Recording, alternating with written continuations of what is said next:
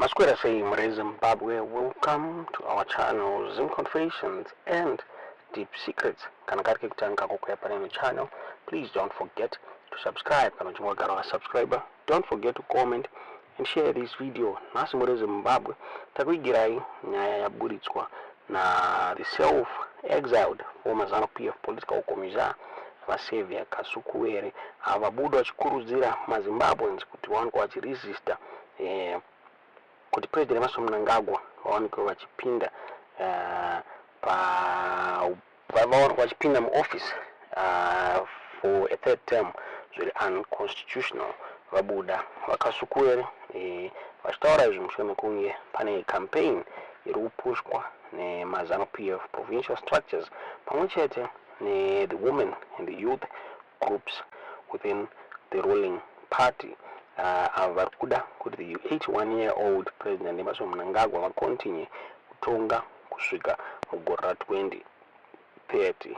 VaMnangagwa avo vamupower avo vari mupower kubva mu1980 vakabuda vachitaura ivo vachiti he is going to retire at the end of his current and final 5-year term iri kupera mugore ra2028. Asi zvinomira mushe pane recent push ari kuitwa neMazanu-PF elements ari kuda kuti arambe ari mupower.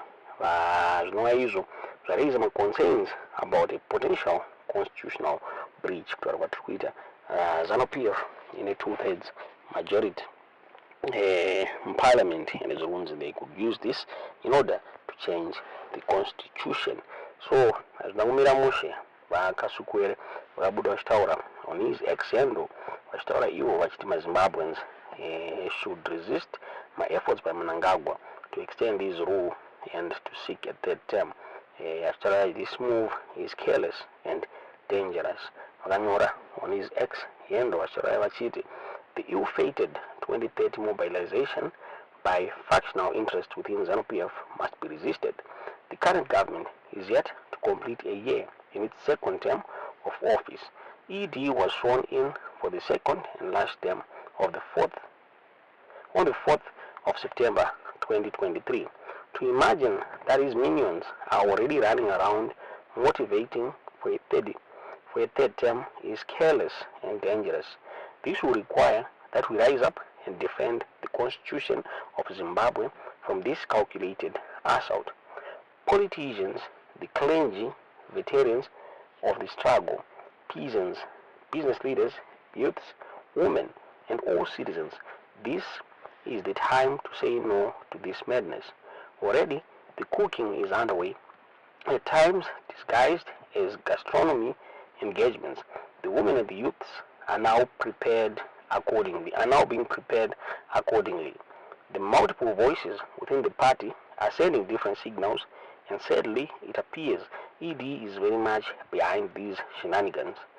Typical modulus operandi, deny, then yield to the people's demands. The country therefore has to stop this madness before the future of our children is personalized. Before the future of our children is personalized, we have to join hands and take a stand against this crude and divisive rhetoric. Tozabuda chitaurwa na Vasevia Kasukuwere muri Zimbabwe achitaura iye achiti maZimbabweans arifana kuzomiririra asawanikwe achitendera President Emmerson Mnangagwa kuti vapinde for office for the third time. Tisingazivi kuti munoona sei nyaya yekutaura kwatiri kuita zveshwara groups ari within the ZANU-PF ari kubuda achiindosa third term bid ya President Emmerson Mnangagwa. Vachara vachiti they want President Emmerson Mnangagwa kuti vatonge kusvika 2030 muri Zimbabwe. Tisingazivi munoona sei nyaya yetiudze zvamuri kufunga pamusoro penyaya iyi mucomment section. Kutaura kwatiri kuita the ZANU-PF Manicaland province yajoina a list of regions ari kuindosa President Emmerson Mnangagwa kuti varambe vachitonga muri Zimbabwe. Vachitaura ivo vachiti pane madevelopments ari significant akaimplementwa naPresident Emmerson Mnangagwa kubva pavakapinda mu office mugora 2018. So the ZANU-PF Manicaland provincial chairperson Watawanda Mukodza the President Mnangagwa has brought tangible improvements to Manicaland and beyond, reflecting his dedication to Zimbabwe's development. Akaendera mberi vachipointa ongoing infrastructure projects akadasema road zvakare energy enhancement ari kuitwa naPresident Emmerson Mnangagwa. Vakataura ivo zvakare vachiindosa the president. So pane an audio yatakuvidzwa yatati mungonzwa ma-regions ma-provincial chairpersons eZANU-PF achiindosa Mnangagwa's third term bid. Muhammad mukufungawo pamusoro penyaya iyi mucomment section. Iwe Emmerson hazvina kunzi baba waka uchazomirirapo saka kusvika mugore ra2030. Naizvozvo chibva muchipatara mauri kuSouth Africa udzoke utonge Zimbabwe uende kugore ra2030 ihope.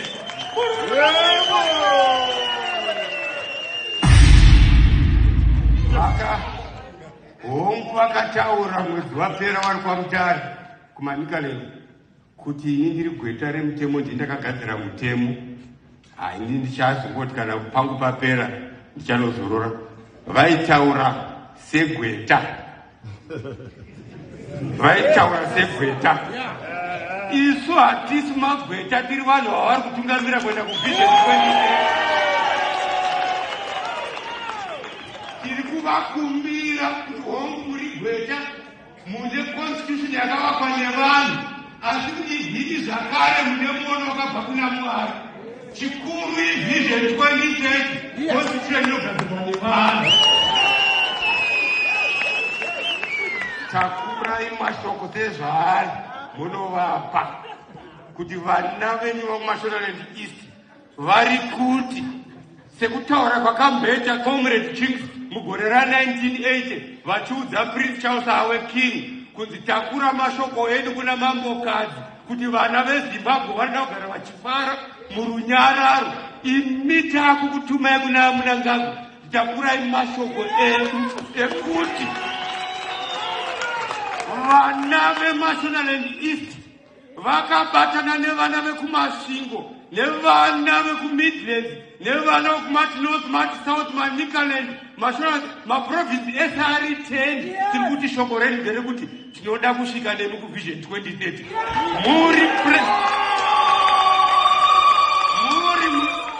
Muri munyori mukuru musangano wedu weZANU-PF. Muri president weZANU-PF. Muri president weZimbabwe. Hallelujah.